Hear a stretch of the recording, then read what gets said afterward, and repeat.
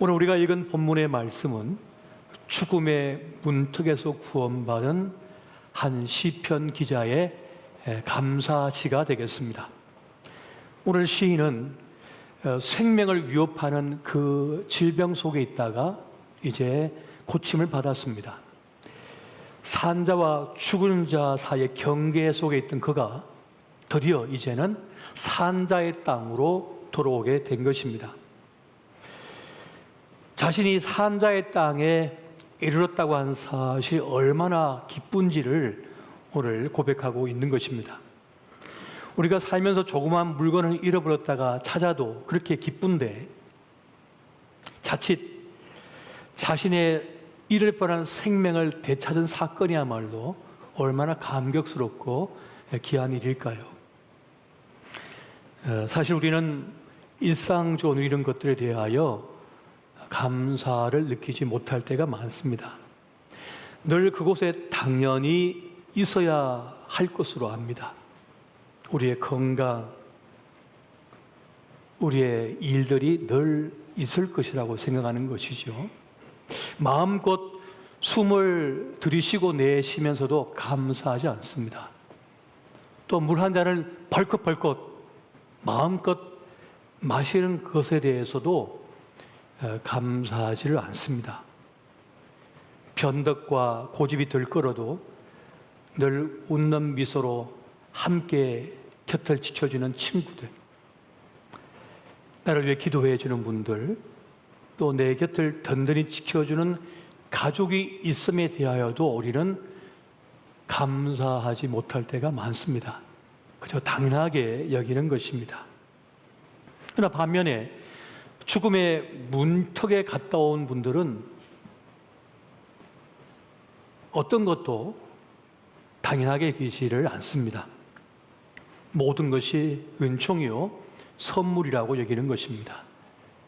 저 하늘에 따뜻한 햇살 하나도, 구름 한 뼘도, 조그맣게 내려오는 나뭇가지의 그늘 하나도 참으로 소중한 것이구나 하는 것을 경험하게 됩니다.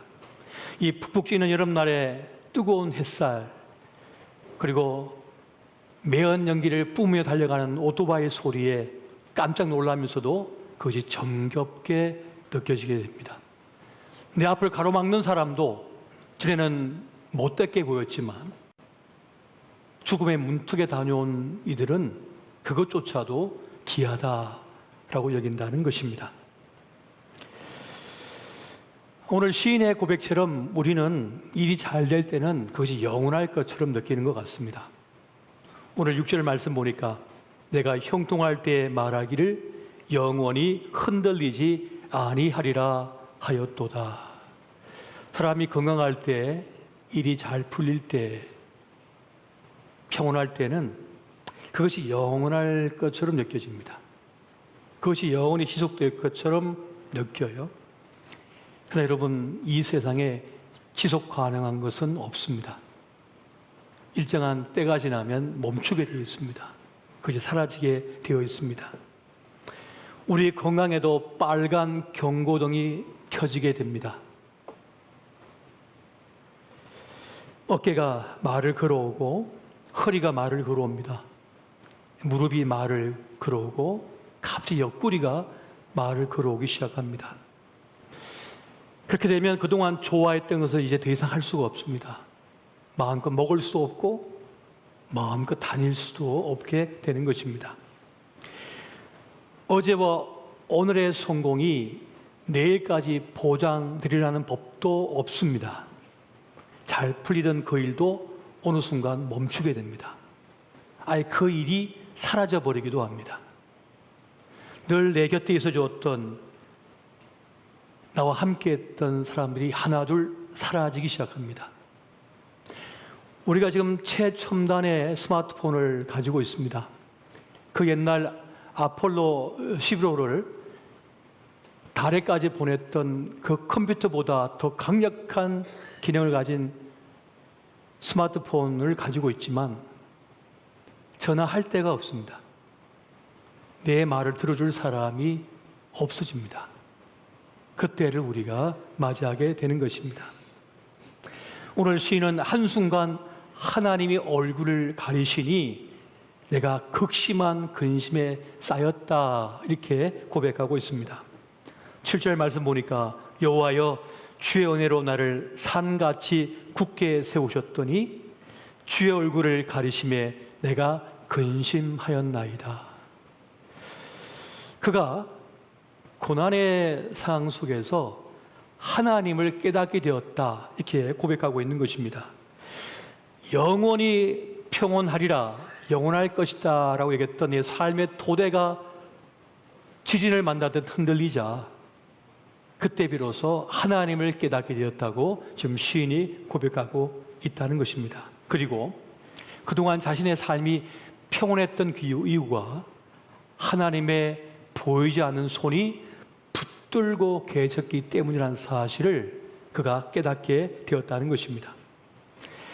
하나님께서 그 보이지 않는 손으로 내 삶의 토대를 붙잡고 계셨기 때문에 내가 지금 그 평안을 누릴 수가 있었다라고 하는 사실을 이 시인은 깨닫고 고백하고 있는 것입니다.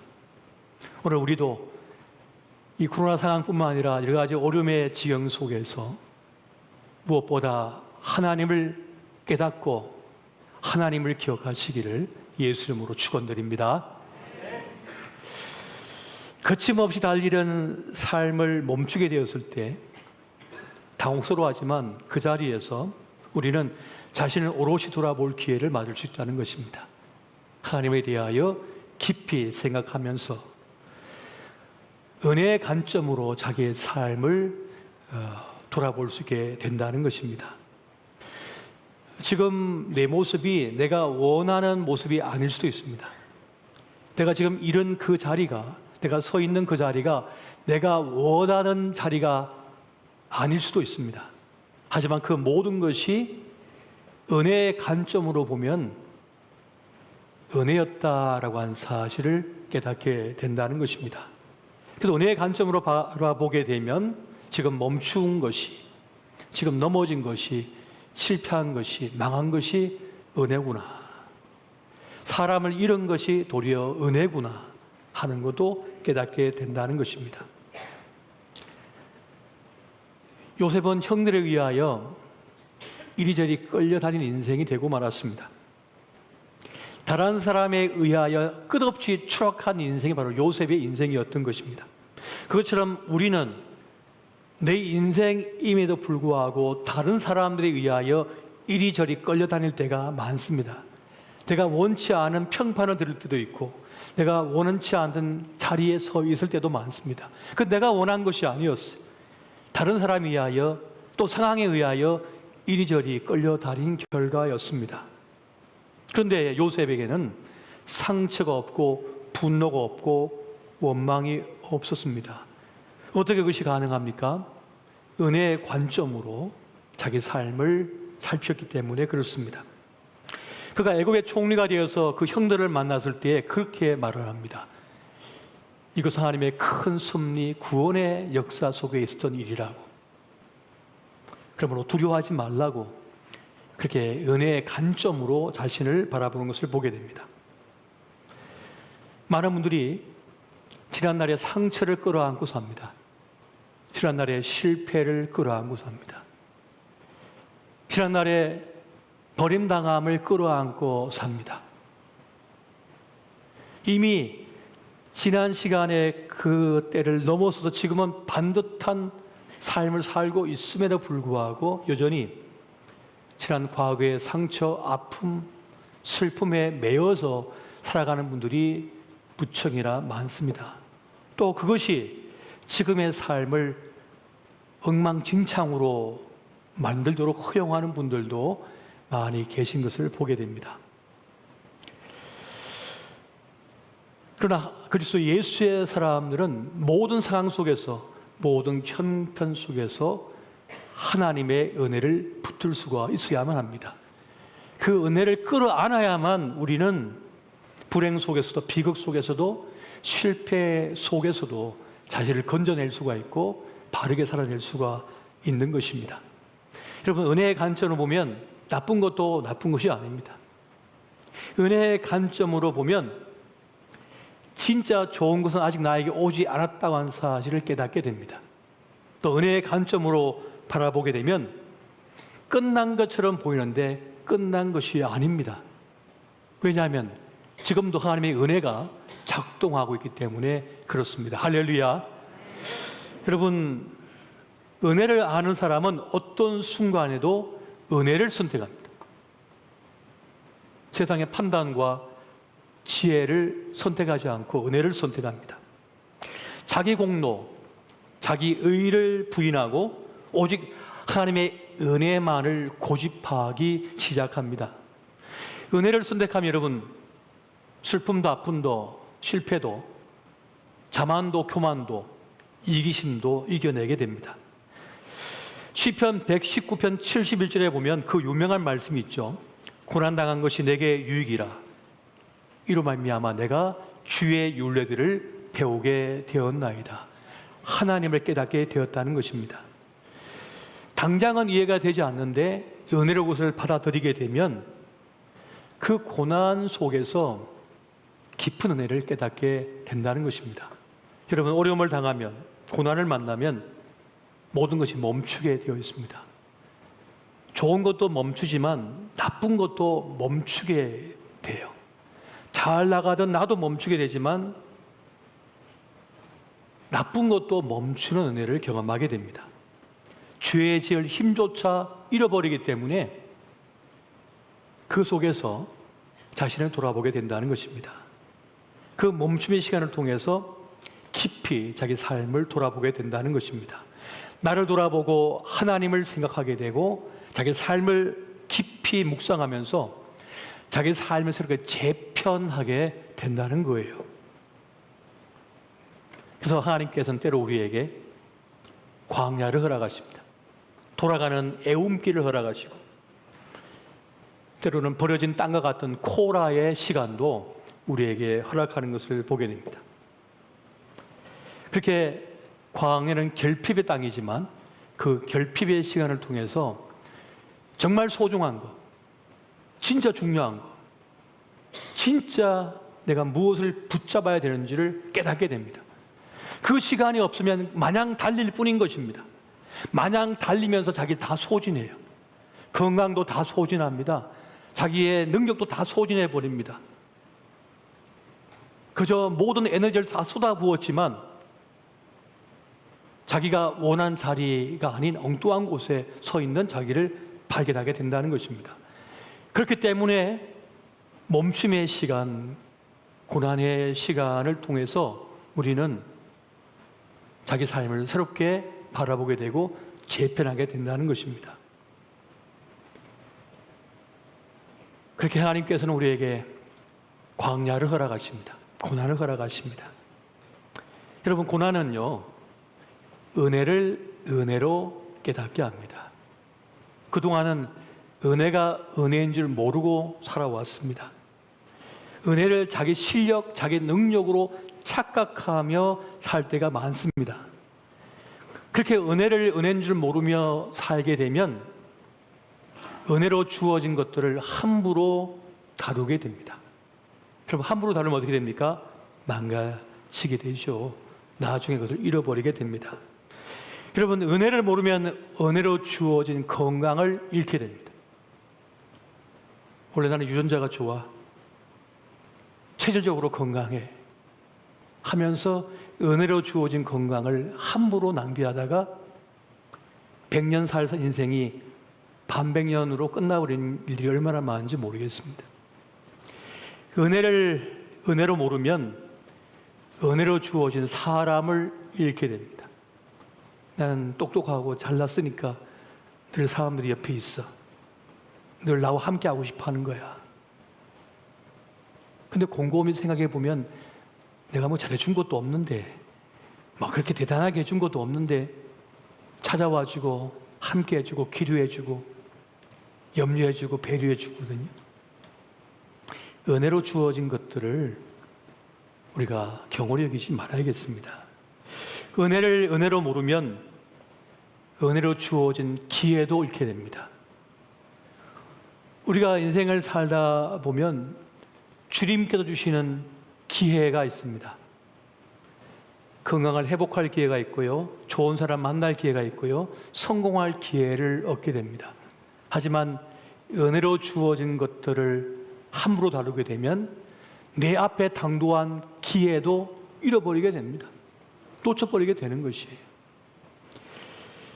은혜를 모르면 그렇게 주님께서 그때 맡겨주시는 그 소중한 것들을 놓쳐버리는 안타까운 일을 겪는다는 것입니다.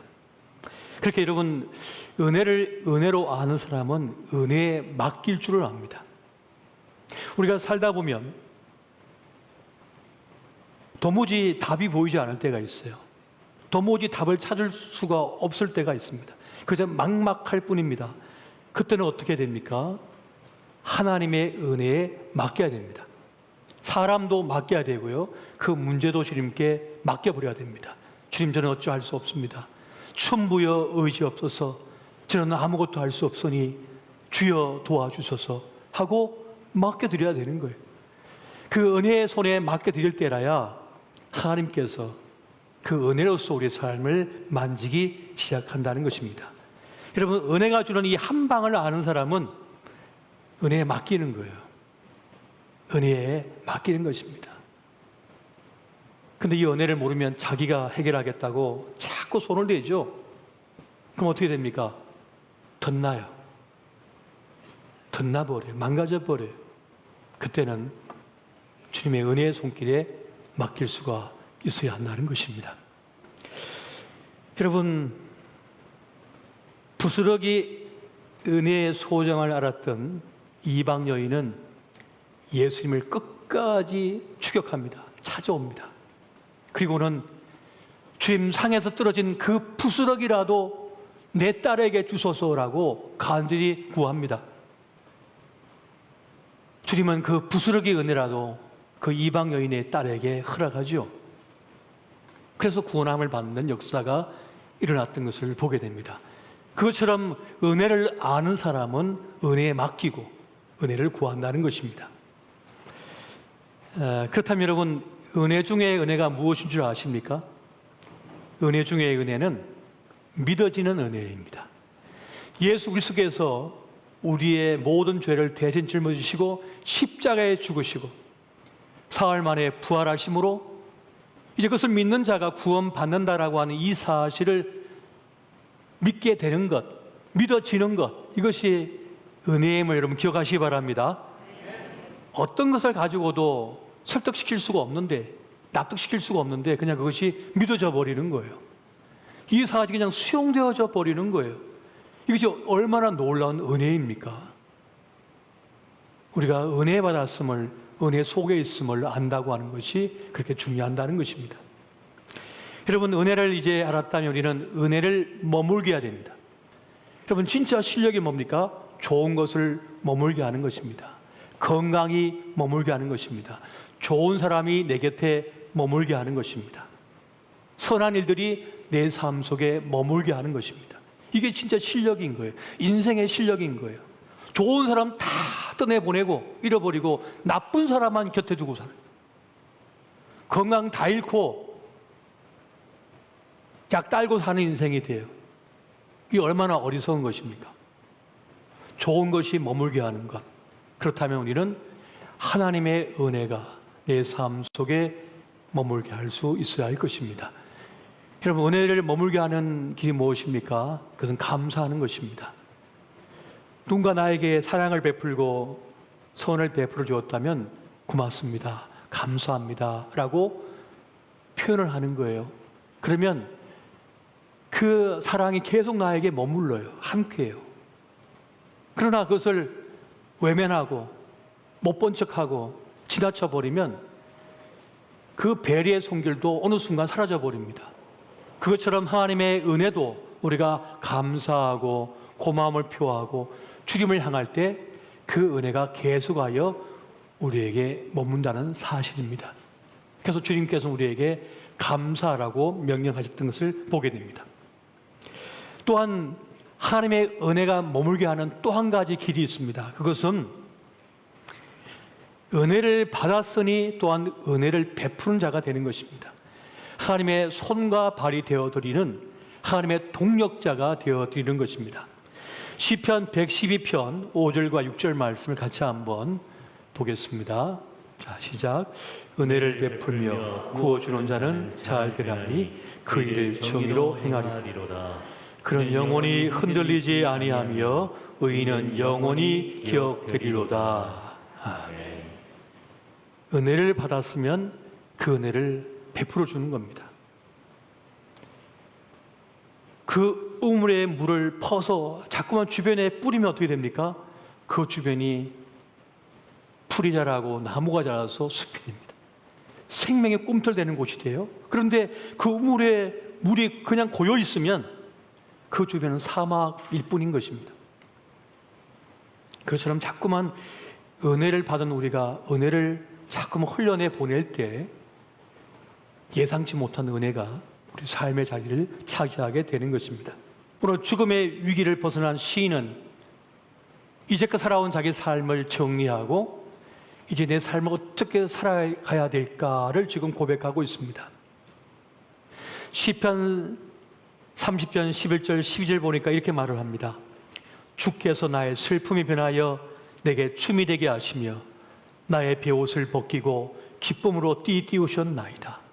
이는 잠잠하지 아니하고 내 영광으로 주를 찬송하게 하심이니 여호와 나의 하나님이여 내가 주께 영원히 감사리이다. 여러분, 은혜를 아는 자는 잠잠할 수가 없습니다. 은혜를 아니는 빚진 자 의식을 가지게 됩니다. 그래서 사도 바울도 내가 헬라인이나 야만인이나 지혜 있는 자나 어리석은 자에게 다 내가 빚진 자라고 이렇게 고백하고 있는 것을 보게 됩니다. 내가 빚진 자라고 지금 사도 바울이 고백을 하고 있는 것입니다. 그러면서 사도 바울은 이렇게 말을 합니다. 너희 지체를 불의의 무기로 죄에게 내주지 말고 오직 너희 자신을 죽은 자 가운데서 다시 살아난 자 같이 하나님께 드리며 너희 지체를 의의 무기로 하나님께 드리라. 구원을 알았고 은혜를 알았다면 이제 은혜로 선 그 자리에서 내가 성공했으니 나를 위해 다 쓰자 하는 것이 아니라 그 은혜를 받았으니 은혜를 이제 나누어 주는 사람이 되어야 한다는 것입니다. 오늘 이것을 시인은 깨닫다고 지금 고백하고 있는 것입니다. 무슨 말입니까? 부르심 받은 그리스도 예수의 사람들, 하나님의 사람들은 자기 좋을 대로 사는 것이 아니라는 것입니다. 진짜 내 삶의 의미와 가치는 내가 하고 싶은 거 다 하고 쓰고 싶은 거 다 쓰고 하는 것이 아니라 그것을 선한 일을 위하여 그 은혜를 베풀며 살아가게 될 때라야 진짜 자기의 삶의 가치를 깨닫게 된다는 것, 이것을 말씀해 주고 있다는 것입니다. 하나님은 우리를 구원하셨을 뿐만 아니라 더 멋진 삶으로 지금 우리를 초대하고 계십니다. 부르고 계시는 것입니다. 주님께서 우리에게 원하시는 것이 완벽한 사람일까요? 완벽한 사람이 아니라 좋은 사람이 되라고 하시는 것은 아닐까 싶습니다. 산은 높은 것이 아니라 넓은 것이라는 말이 있습니다. 높아 보이지만 사실은 그 산을 지탱하고 있는 그 넓은 터가 있기 때문에 세워진 것이죠. 그것처럼 어떤 인생도 홀로 설 수가 없습니다. 누군가가 지탱해주고 어깨를 빌려주고 피를 언덕이 되어 주었기 때문에 살아낼 수가 있겠죠. 오늘 저와 여러분이 그렇게 은혜로 선 자리에서 은혜를 베푸는 좋은 주님의 사람 되시기를 예수 이름으로 축원드립니다.